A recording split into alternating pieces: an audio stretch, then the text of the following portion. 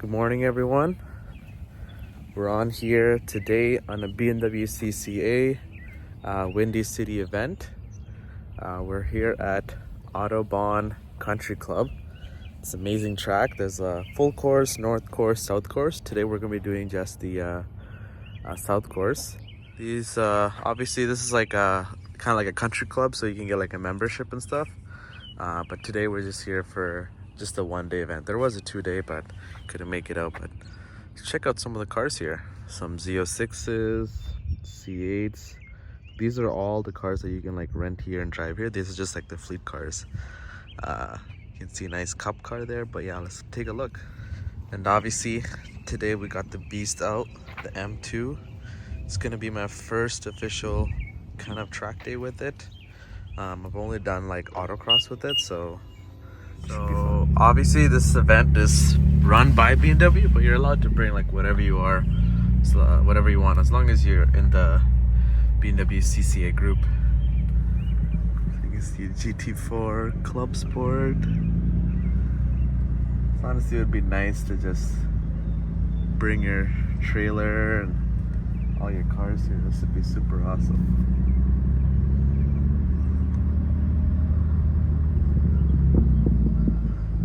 Wow, a lot of E46s and GT4s. I guess that's gonna be, ooh, look at that clean E30, man. Looks super nice. Another one.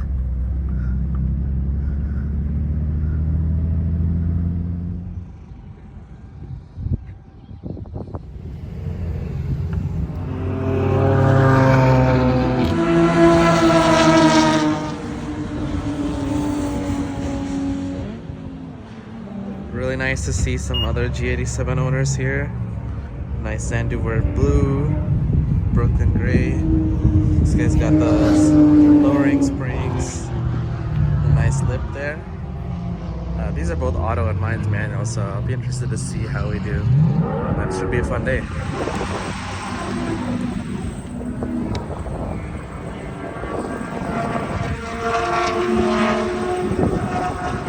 Alright, so finished the first day, and I didn't know this, but tire pressure affects a lot. So what we did is, right when the car's hot, look, the tire pressure was up to 41. We reduced it to about 32 now, and let's take a look how it goes. This is technical grid right now on the south surface. It is out there. Let's do it now. Going here to get the green here on the north surface.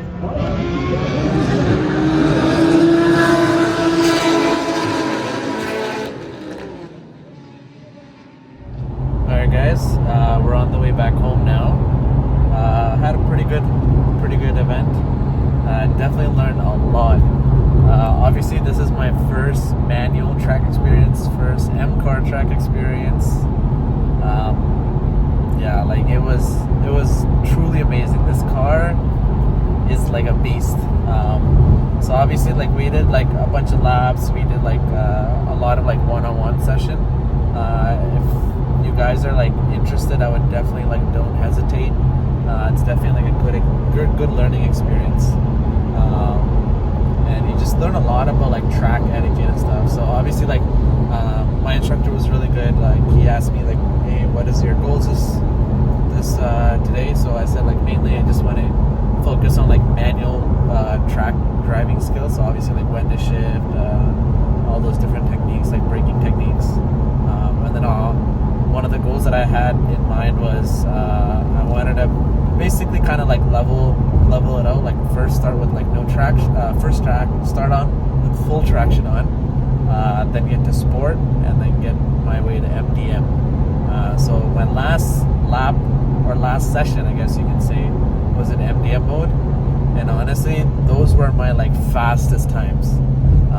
And pretty much like what I learned today is like sport plus chassis is like pretty much useless, because it makes the car so bumpy, and just so much like extra bumps that like ruins the smoothness of the car.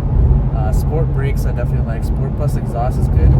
Honestly, having a loud exhaust really helped on the track, because I know when to shift and I can hear everything. The turn-in on this car is like absolutely beautiful. But yeah, going back to the MDM traction mode, the one thing it did help me is the reason why I was able to get a better lap time was not so much that I could get out of corners faster. It was just simply just the fact that I could rotate around corners very nicely. If I had like any late apexes or mid corners where it was kind of like a slalom or like a pass through or whatever, I could like stay on throttle and it would just like wouldn't cut any power. Obviously, the biggest thing with this car is like this manual is like learning where to shift and learning what gear to keep it in. So I honestly feel like manual is good if you want to learn because you can just keep it on one gear and chuck it. And especially since this car has so much torque, you can just like wall it in like any gear. So pretty much in this Autobahn track, I was like pretty much in. You can see how bumpy it is. I was pretty much in third and fourth the whole way, pretty much. Yeah, I mean, like I think one of the times he was saying like 150 is kind of like a novice time, 145 was intermediate time. I was able to get like 144. So he said like, yeah, I can go to the next time if I do this event, I can definitely go to an intermediate category. But yeah, there's a lot of like G87s as you guys saw, and G80s. The G80s, man, like they're just like insane. On the track, like you can definitely see the all-wheel drive helping out.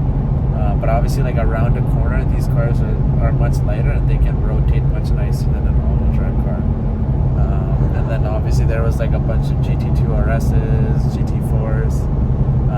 This car, my instructor actually had a GT4, and you can kind of see like where I would end off at a corner was always higher, but where like the speeds that he would basically come out of a corner were much higher compared to mine.